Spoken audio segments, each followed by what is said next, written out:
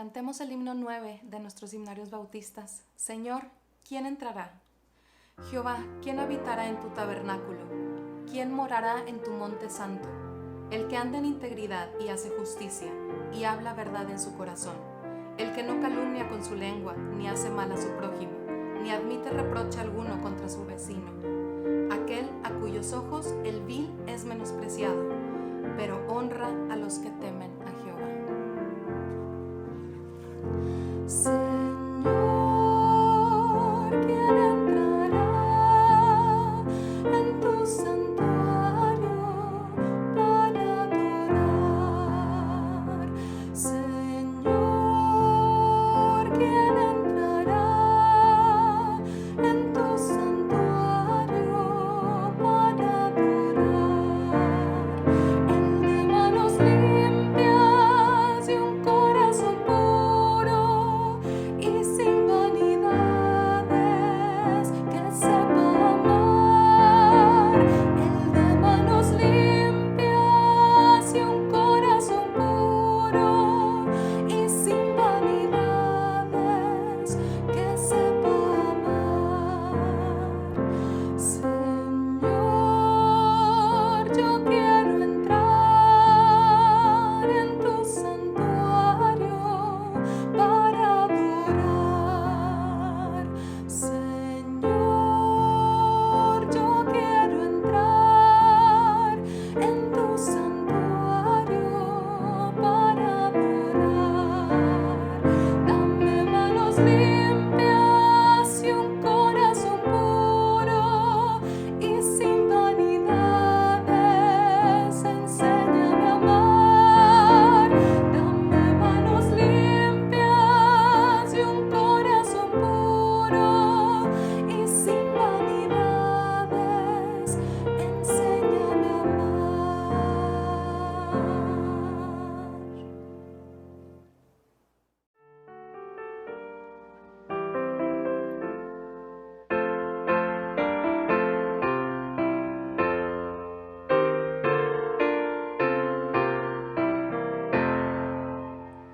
Dios está presente, vamos a postrarnos ante Él con reverencia. En silencio estemos frente a su grandeza, implorando su clemencia. Quien con Él quiera andar, su mirada eleve, votos le renueve. Dios está presente y los serafines lo adoran reverentes. Santo, santo, santo, en su honor le cantan los ejércitos celestes. Oh buen Dios, nuestra voz como humilde ofrenda a tu trono ascienda. Como el sol irradia sobre el tierno lirio, que contento se doblega. Dios omnipresente, ilumina mi alma y feliz yo te obedezca. Haz que así tú en mí seas reflejado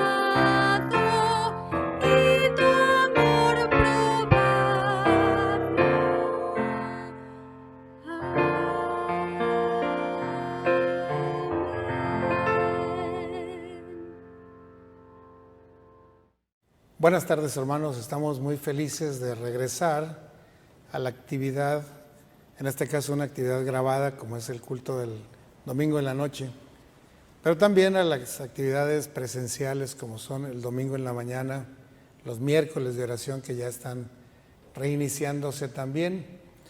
Después de una crisis de enfermedad fuerte que nos duró 6 semanas, 1 mes y medio, a mi padre y a mí, estamos muy felices porque Dios demostró su poder para sanar, pero también su amor para proveer lo necesario de una manera más que milagrosa, ¿no? Generosa, abundante. Porque Dios puede sanar, y puede sanar así, pero Él usa a otras personas como a los médicos, a los hermanos, a las enfermeras, a los administradores, a la iglesia, a los familiares, para traer ayuda, compañía, apoyo, oración y para suplir muchas necesidades. Recibimos tanto que mi hija Michelle, que estuvo aquí unas semanas cuidando a su abuelo, nos decía ayer en una videollamada: papá, abuelo, ustedes recibieron muchas más cosas que cualquier otro paciente, que cualquier otro pastor, que cualquier otro médico haya recibido en su enfermedad. Realmente fue impresionante la lluvia de bendiciones durante ese tiempo. Y sí, en efecto, la administración de la iglesia cubrió los gastos más importantes y la iglesia misma toda se volcó en bendiciones, en llamadas, en oración constante, en regalos, en alimentos, en fruta, en provisión, en visitas. Que es difícil visitar a un enfermo contagioso, pues los hermanos fueron y se metieron a la sala. Claro, nosotros no salimos de la recámara, pero ellos estuvieron ahí y todo eso fue un calor hermoso que sentimos viene de Dios. Toda provisión, toda buena dádiva, todo don perfecto desciende de lo alto, del Padre de las luces, en el cual no hay mudanza ni sombra de variación. Así que esta es la primera grabación que hago después del COVID-19 y estoy muy feliz. Y el tema que hoy vemos también es un tema de sanidad que está basado en el segundo libro de Reyes, el capítulo 5. Es una narración que conocemos desde pequeños, los que somos cristianos desde pequeños, pero que todos hemos oído alguna vez. Es la sanidad que recibió Naamán, aquel general sirio que estaba cubierto de lepra. ¿Se acuerdan de él? Bueno, pues vamos a ver su historia. Ya hace unas 2 semanas o 3, uno de los hermanos diáconos presentó este tema de una manera muy interesante, muy hermosa. Sin embargo, ahora me toca a mí también tratar este tema y qué bueno, porque va a ser complementario con lo que el hermano dijo. Y vamos a hacer la lectura. Está en 2 Reyes 5, todo el capítulo, porque así es. Naamán, general del ejército del rey de Siria, era un varón grande delante de su señor y lo tenía en muy alta estima porque por medio de él había dado Jehová salvación a Siria. Era este hombre valeroso en extremo, pero leproso. Y de Siria había salido bandas armadas y habían llevado cautivas de la tierra de Israel a una muchacha que servía a la mujer de Naamán. Y ésta le dijo a su señor, o a su señora le dijo: si rogase mi señor al profeta que está en Samaria, él lo sanaría de su lepra. Entrando Naamán a su señor, al rey Ben-Hadad de Siria, le relató diciendo: así ha dicho una muchacha que es de la tierra de Israel. Y le dijo el rey de Siria: anda, ve, yo enviaré cartas al rey de Israel, que en ese tiempo era Ocosías. Salió pues él llevando consigo 10 talentos de plata, 6,000 piezas de oro, 10 mudas de vestidos, y tomó también cartas para el rey de Israel, Ocosías, que decían así: cuando lleguen a ti estas cartas, sabe por ellas que yo envío a ti mi siervo Naamán para que los sanes de su lepra. Luego que el rey de Israel leyó las cartas, rasgó sus vestidos y dijo: ¿soy yo Dios que mate y dé vida, para que éste envíe a mí y sane yo a un hombre de la lepra? Consideren ahora y vean cómo él está buscando una ocasión contra nosotros. Eliseo, el varón de Dios, oyó lo que el rey de Israel había rasgado sus vestidos y envió a decir al rey: ¿por qué has rasgado tus vestidos? Venga ahora a mí y sabrá que hay profeta en Israel. Y vino Naamán con sus caballos, con su carro, y se paró a las puertas de la casa de Eliseo. Y Eliseo le envió un mensajero diciendo: ve y lávate 7 veces en el río Jordán, y tu carne se restaurará y serás limpio. Naamán se fue enojado. Dijo: he aquí yo decía: saldrá a mí luego, y estando en pie invocará el nombre de Jehová su Dios, alzará su mano, tocará mi lugar y sanaré de la lepra. Pero ni siquiera salió. En Abana y en Farfar, que son los ríos grandes de Damasco, ¿no son mejores que estas aguas de este río? Si me lavare en ellos, ¿no seré también limpio? Y se volvió y se fue enojado. Pero sus criados se le acercaron y le hablaron diciendo: Padre mío, si el profeta te manda alguna gran cosa, ¿no la harías? ¿Cuánto más si nada más te pide lávate y serás limpio? Él entonces descendió, se zambulló 7 veces en el Jordán, conforme a la palabra del varón de Dios, y su carne se volvió como la carne de un niño, y quedó limpio. Y volvió al varón de Dios y le dijo, él y toda su compañía se pusieron delante de él y dijo: aquí ahora conozco que no hay Dios sino en Israel. Te ruego que recibas algún presente de tu siervo. Pero el profeta Eliseo dijo: vive Jehová, en cuya presencia estoy, que no lo aceptaré. Y le instaba que aceptara alguna cosa, pero él no quiso. Entonces Naamán dijo: te ruego pues, de esta tierra no se dará a tu siervo la carga de un par de mulas, porque aquí en adelante tu siervo no sacrificará holocausto, ni ofrecerá sacrificios a otros dioses, sino a Jehová de los ejércitos. Y perdóneme Jehová a su siervo cuando yo tenga que acompañar al rey y entrar en el templo de Rimón para adorarlo a él. Y se apoyare sobre mi brazo, si yo también me inclinare en el templo de Rimón, cuando haga tal, Jehová perdone en esto a tu siervo. Y el profeta le dijo: ve en paz. Y se fue pues, y caminó como media legua de tierra. Pero entonces Giesi, el siervo de Eliseo, el varón de Dios, dijo entre sí: he aquí mi señor estorbó en este sirio Naamán, no tomando de su mano las cosas que él trajo desde Samaria, desde Damasco. Vive Jehová que correré yo tras él y tomaré de él alguna cosa. Y siguió Giesi a Naamán, y cuando vio a Naamán que venía corriendo detrás de él, se bajó del carro para recibirle y dijo: ¿va todo bien? Dijo: bien, mi señor. Mi señor me envía a decirte que aquí vinieron de mí a esta hora del monte de Efraín 2 jóvenes de los hijos de los profetas. Te ruego que les des un talento de plata y 2 vestidos nuevos. Y dijo Naamán: te ruego que tomes 2 talentos.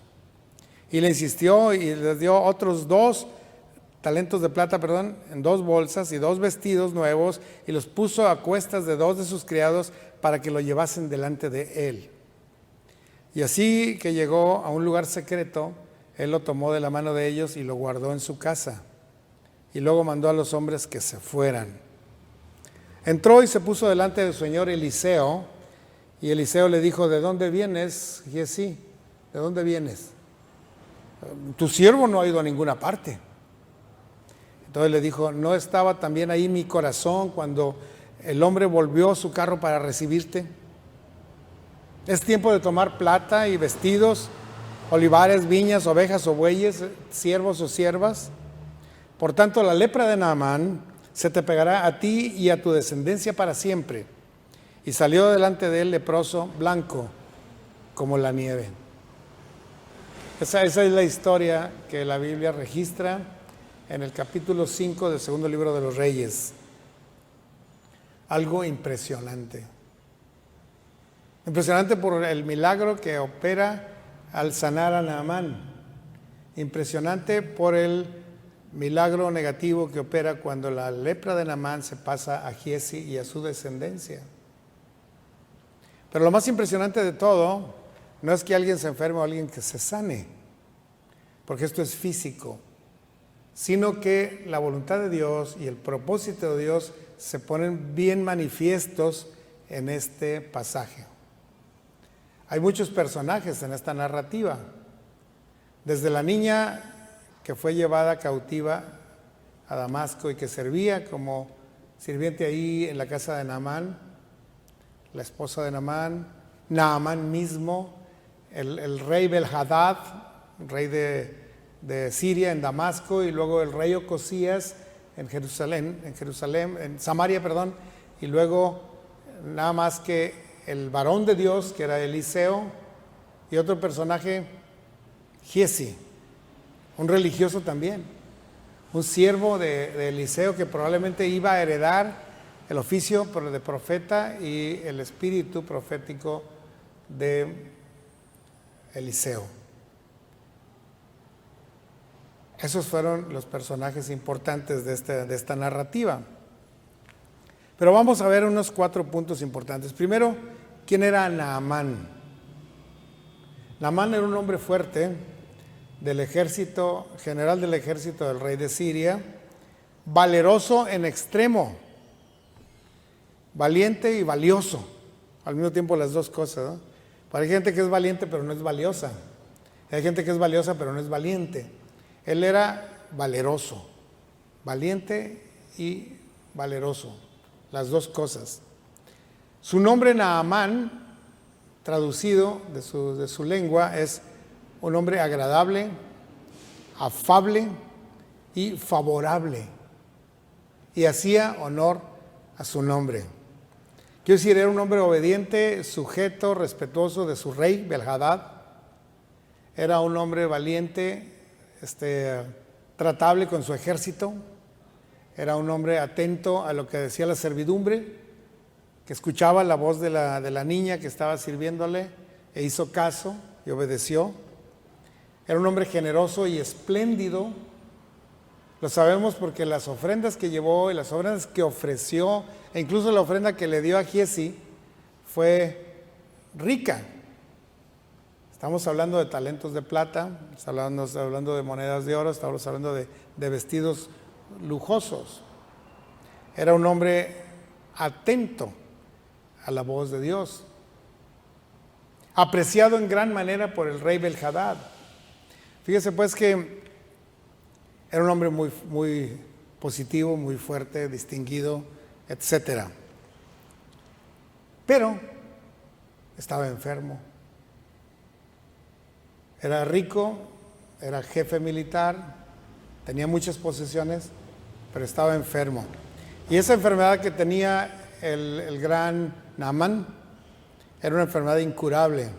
El azote de aquel tiempo allá por el Mediterráneo. No había muchos casos de cánceres, de tuberculosis, no había la enfermedad del COVID-19, ¿no? En ese tiempo lo más terrible que te podía suceder era enfermar de lepra, porque la lepra no se curaba. Y no solo no se curaba, sino que era progresiva, iba avanzando, iba dañando tus órganos, de principio la piel, el rostro, te hacía un monstruo horripilante, y te estigmatizaba, hacía que todos se alejaran de ti. Finalmente eras expulsado de la ciudad a una cueva para vivir allá hasta que la muerte te alcance. Eso era el destino de un leproso. Y era terrible que un hombre tan bueno, tan valiente, tan valeroso, haya contraído una enfermedad tan terrible. De hecho, no se habla en la Biblia de algún pecado que seguramente cometió Naamán, pero no era su situación. Y algo más terrible, no solo era una enfermedad deformante y contagiosa, sino que se le consideraba que la persona que estuviera enferma de lepra estaba verdaderamente maldito. Es decir, la lepra le había llegado por su pecado. De por sí, todos los judíos y todos los orientales pensaban que si alguien se enfermaba era por su pecado. Era una forma de creer y de pensar. Hoy sabemos que no es la única razón, pero sí representa, la enfermedad representa la maldición del pecado, es un símbolo. Y este hombre tan bueno, tan positivo, tan amable, tan amigable, tan favorable, tenía una enfermedad muy desfavorable, y muy incurable también.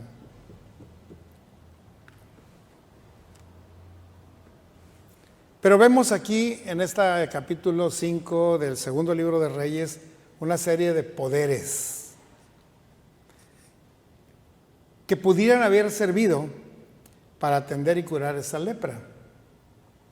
Miren, ahorita tenemos una epidemia de COVID, que ya tenemos casi 2 años con ella, y se atiende el COVID en todos los hospitales, en todos los países, en todos los niveles sociales. Hay algunos que nada más reciben aspirina y les mandan a su casa, y hay otros que reciben hasta infusiones de antivirales avanzados y sueros y apoyos de todo tipo y ventilaciones mecánicas, porque hay recurso para ello. Ha habido presidentes, como el presidente de Inglaterra, el presidente de los Estados Unidos, que tuvieron COVID, o el presidente de México tuvo COVID y tuvo las mejores atenciones del mundo y salió pronto. Bueno, porque hay poderes humanos que pudieran ayudar a atender una enfermedad física. Sin embargo, hermanos, la sanidad no viene de los poderes humanos. Y en este pasaje lo vemos con toda claridad. Empezó el tratamiento de Naamán con el testimonio de una niña que no sabemos cómo se llama. A lo mejor se llamaba Betsy, o a lo mejor se llamaba Corenita, no sabemos cómo se llamaba esa niña. Pero sí sabemos que esta niña conocía a Dios, conocía el poder de Dios y conocía que había un varón de Dios que era obediente a su Dios y que podría, su palabra, sanar al enfermo. Ella lo creía en su corazón pequeño de niña, creía en el varón de Dios y en el Dios del varón. Y dio testimonio y no tuvo temor y dijo. No tenía poder esa niña, era una sirviente. No tenía recursos económicos, no tenía nada, pero dio su testimonio. Ese es el primer poder que vemos en este pasaje. Otro poder sería el del mismo Naamán, que tenía influencias, que conocía al rey, que era amado del rey y que tenía recursos para viajar y que tenía un ejército que lo acompañaría y que tenía muchos atributos morales que lo hacían digno de ser bien atendido. Era una buena persona, era alguien que todos quisieran ayudar, ¿no? Ese es el poder de Naamán. Su buena conducta, sus muchos recursos, sus buenas relaciones con la sierva, con su esposa, con el rey y todos. Era un hombre poderoso. Naamán. De todos esos poderosos, quizá Naamán hubiera sido el más ejemplar, el que todos quisiéramos ser. Victoriosos en lo militar y en lo político, buenas relaciones con todos, hasta al final vamos a ver qué buena relación tuvo con Dios. Otro poderoso, el rey Ben-Hadad de Damasco en Siria. Dijo, ve y llévate todos estos recursos, talentos de plata, lingotes de oro, vestidos lujosos, llévate a tu ejército, ve. Te voy a dar cartas para el rey Ocosías, para que te atiendan del lujo. Tal vez el rey Ben-Hadad era más poderoso que el rey Ocosías. En este momento Siria tenía dominio sobre Israel y el hombre más poderoso de la tierra pues hubiera sido Ben-Hadad.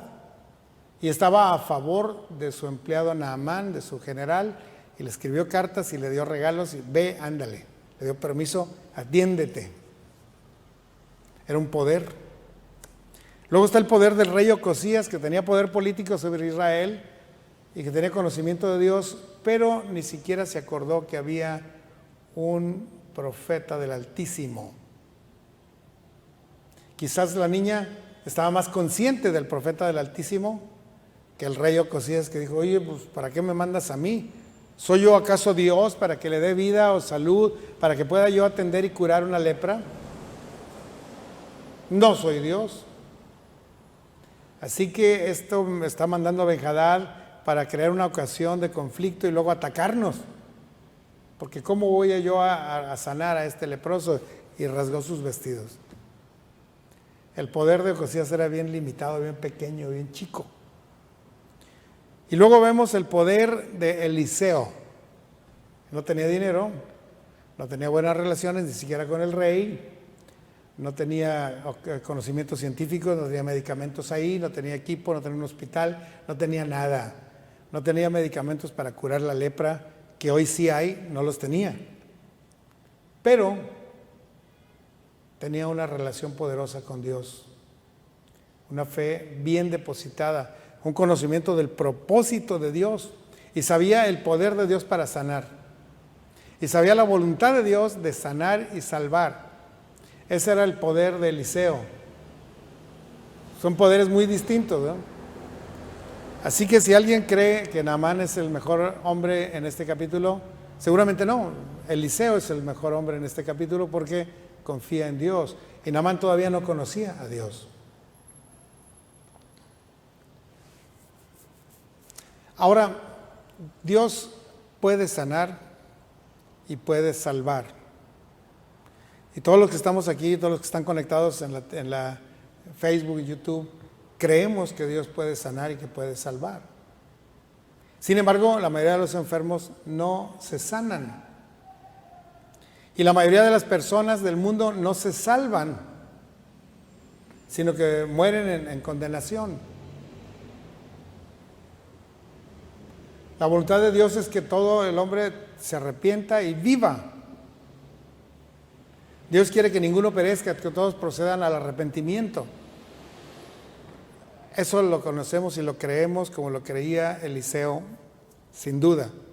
Pero ¿por qué la mayoría no es sanado? ¿Por qué la mayoría no es salvado de su condenación? Vamos a ver qué es lo que Dios pide para poder sanar y para poder salvar. Esta es la parte más importante, pongan mucha atención. Lo bueno que era Naamán, muy bueno, muy obediente, muy disciplinado, muy agradable, muy afable, bien relacionado, valeroso, fiel, todo lo que tenía bueno, no era suficiente para ser sanado de su lepra y menos para ser salvado de su pecado. No era suficiente. Dios no pide que seas un gran general, que hayas ganado muchas batallas. Dios no pide que seas muy rico de dinero y que lo puedas dar a los pobres. No pide Dios que tengas buenas relaciones acá en la tierra. Eso no es lo que Dios exige y quiere de cada uno de nosotros. Porque la mayoría no somos ricos, la mayoría no somos ni valientes, la mayoría no tenemos buenas relaciones. Eso es lo que Dios no pide, aunque el mundo busca tener eso. Busca tener dinero, busca buenas relaciones, busca tener fama. Sí, pero no, Dios no pide eso. Para sanarnos y para salvarnos. Dios pide humildad, Dios pide arrepentimiento y Dios pide obediencia. Eso es lo que pide Dios. Y eso lo puede tener el más pobre, el más solitario, el más indefenso. Podemos tener humildad, arrepentimiento y obediencia. Y el mundo no sabe eso, viven rebeldes, viven ignorando, viven rechazando a Dios, sin saber que la humildad te dará gracia para con Dios, sin saber que el arrepentimiento te lleva a salvación, sin saber que la obediencia te hace santo. No lo sabe el mundo. No lo sabía Naamán, no lo sabía la niñita, no lo sabía Ben-Hadad de Siria, no lo sabía Ocosías, el rey de Israel. No lo sabía Giezi, el siervo de Eliseo. El único que sabía ese propósito de Dios, ese plan de Dios, esa petición de Dios para con nosotros fue Eliseo. Y ahora lo sabemos todos nosotros. Dios quiere humildad, arrepentimiento y obediencia. Fíjese que en esta crisis que vivimos mi padre y yo, durante 6 semanas enfermos, guardados en la casa, la mayor parte del tiempo acostados y conectados a un tanque de oxígeno. Tuvimos la bendición de Dios de un médico que iba todos los días y se quedaba 2, 3 horas con nosotros haciendo mediciones, cálculos, pruebas de oxigenación, conectando, desconectando, subiendo, bajando. Muchas cosas el doctor Arnulfo hacía para que cada día pudiéramos estar un poquito mejor, un poquito mejor, un poquito mejor. Y en una de esas veces me dijo: hermano, usted sabe mejor, usted sabe más del uso de los esteroides y el control del azúcar. Usted, si quiere, usted calcule las dosis, usted tome las decisiones. Él, en su humildad de un médico más joven, con menos experiencia tal vez, sí intenté yo controlar mi azúcar y se me fue en feria, se subió a 500 y luego se bajó a menos de 50 y me di topes. En serio, nunca había visto a un paciente tan difícil de controlar que yo mismo. Así que le dije a Arnulfo: no me voy a controlar yo solo. Tú échale ciencia, calcula y ordena, y yo le voy a echar obediencia. Yo soy el paciente. Y cuando le dije eso, él actuó y él controló todo, y entonces empecé a mejorar realmente. Porque Dios pide humildad, pide arrepentimiento y pide obediencia. Eso es lo que pide Dios. Y todo el mundo lo puede dar, no solo los reyes, no solo los generales, no solo los profetas, no solo las niñitas sirvientes. Todo el mundo puede dar humildad, arrepentimiento y obediencia, que es lo único que Dios pide. Eliseo dio instrucciones a Naamán. Naamán esperaba que saliera el profeta vestido con una vestidura larga, ¿sí? Y que tuviera una barba tremenda, tal vez un gorro picudo, y que se parara enfrente de él y que clamara: oh Dios Jehová, sana a este hombre, y que salieran unos rayos y que en ese momento las lesiones desaparecieran. Algo así espectacular esperaba Naamán. Y llegó a la casa de Eliseo, que era una casa pobre, y Eliseo ni siquiera salió, nomás le dijo a su criado: ve, dile que se sumerja 7 veces en el río Jordán. Es todo y estará limpio. Sin salir a verlo. Era un oficial de alto rango que valdría la pena haber salido a saludarlo por lo menos y revisar su herida y decirle: haga esto y clamar a Dios. Pero no lo hizo Eliseo. Nada más dijo: esta es una orden que Dios te da. Ve y zambúllete 7 veces en el río Jordán. Tremendo, ¿eh? 7 veces. Ahora, Naamán de pronto se molestó, dijo: no, pues, ni siquiera salió a verme, no sabe ni qué tengo, y ya me mandó sumergir ahí. De hecho, hay 2 ríos más buenos allá, el río Farfar, el río Haftar, allá en Damasco. Uno cruza por el medio de la ciudad de Damasco y otro está por abajito de Damasco. Son aguas mucho más cristalinas, más limpias que este Jordán. No, hombre, me hubiera lavado allá y hubiera quedado más limpio que aquí. Ya me voy. Y con todo que Naamán era agradable, afable y todas las virtudes que tenía como ser humano, ahí demostró cuál era su espíritu en ese momento.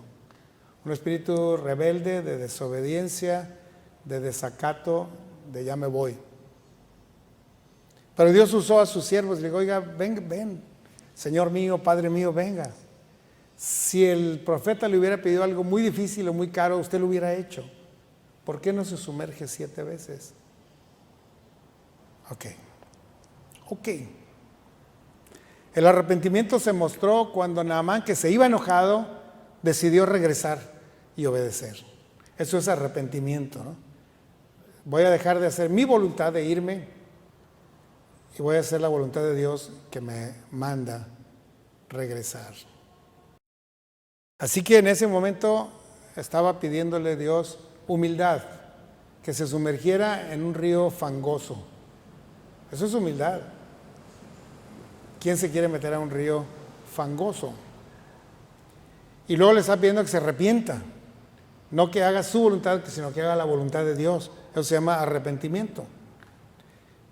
Y Naamán se humilló y se arrepintió. Y luego le está pidiendo obediencia.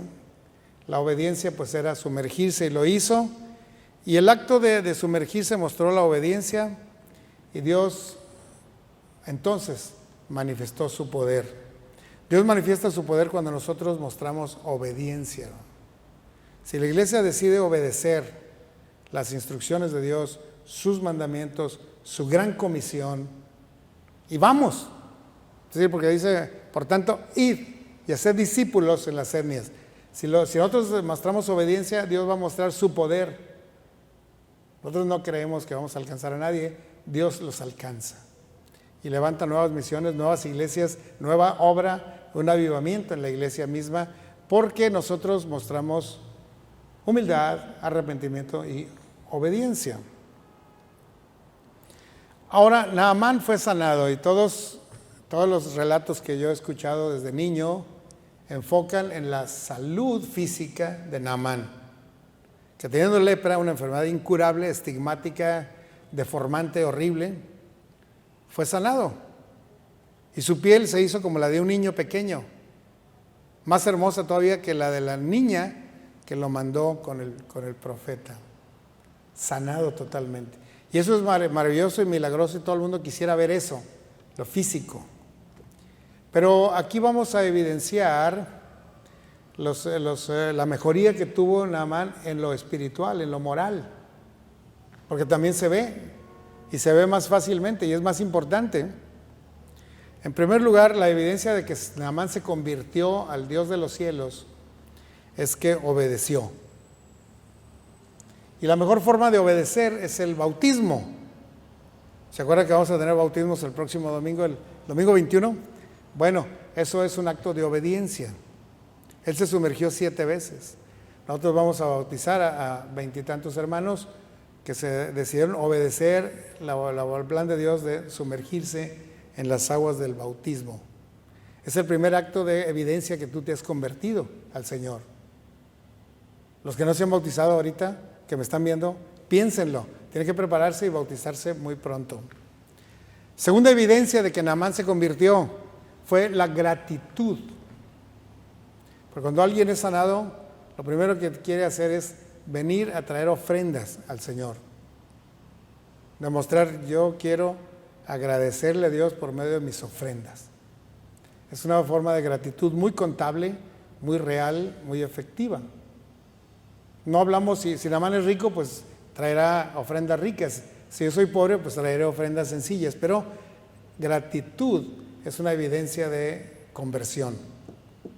La mayoría del mundo está nada más quejándose y protestando. Él estaba agradecido. Cuarta cosa es su testimonio de fe.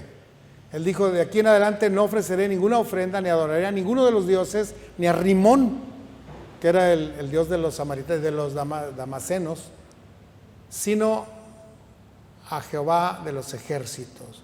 Porque ahora entiendo que no hay Dios fuera del Dios de Israel, y a Él voy a alabar. Y lo dijo con todas sus palabras delante de su gente y delante de los que había ahí, delante del profeta, porque estaba dando una pública profesión de fe. Y cuarta cosa que nos hace ver que él era un convertido ya, es una solicitud de perdón que él pidió delante de Eliseo. Eliseo, yo regreso allá, no voy a adorar a ningún otro Dios, mis ofrendas, mis holocaustos y sacrificios van a ser para Jehová nuestro Dios. Sin embargo, yo soy un servidor del rey Ben-Hadad y él es idólatra. Y alguna vez va a querer que lo acompañe al templo de Rimón. Quiero, Señor, ser perdonado cuando vaya yo a Rimón. Vive Dios que no lo adoraré, pero voy a acompañar al rey. Y el testimonio aquí es que Eliseo le dijo, ve en paz, no te preocupes de eso. Tú ya has sido alcanzado, has sido sanado, has sido salvado. Vamos a despedirnos en oración. Debemos recordar que lo que Dios nos pide es nada más humildad, arrepentimiento y obediencia. Señor, gracias por esta tarde, por este culto, por esta audiencia que se han conectado, por este mensaje que está en 2 Reyes 5, por el testimonio de esta niña, por la obediencia de Naamán, por la fidelidad de el profeta Eliseo y por la conversión de un hombre que, no siendo judío, nos hace ver que la salvación es para todo el mundo, no solo para Israel. Gracias, Señor, por este mensaje tan grande en un pasaje tan pequeño. Dice a los hermanos que están atentos, a los hermanos que no habían hecho decisión de obedecer, a los hermanos que se van a bautizar, a los hermanos que quisieran bautizarse también, y a nuestra iglesia en la obediencia a tus mandatos y a tu gran comisión. Necesitamos, Señor, como iglesia y como convención nacional, un avivamiento, y que vengan de tu presencia tiempos de refrigerio. Gracias, Señor, por todo. Bendícenos, acompaña a cada uno en su trabajo, pues lo rogamos en el nombre de Jesús, nuestro Señor y Salvador. Amén. Dios bendiga, hermanos.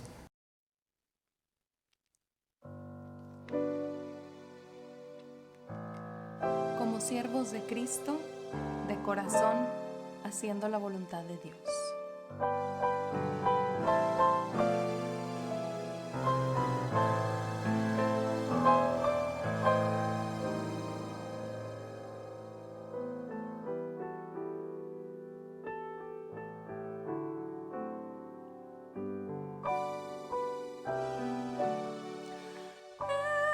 En su creación, Dios tiene un plan que reina. Los astros por su senda van. Él traza el curso de los grandes ríos. Sé que para mí Él tiene un plan. Pondré en las manos de Dios mi ser. En sus heridas yo puedo ver promesas en la gloria que puedo tener. Si la voluntad del Señor yo quiero hacer. La incontable arena Él conoce, las olas guía con poder. El viento sus deseos obedece y las plantas hace florecer. Pondré en las manos de Dios mi ser. En sus heridas yo puedo ver promesas en la gloria que puedo tener. Si la voluntad del Señor yo quiero hacer. Su voluntad da gozo a la vida, es fuente de la bendición. Si llega prueba dura y tan temida, Él es quien da paz al corazón. Pondré en las manos de Dios mi ser. En sus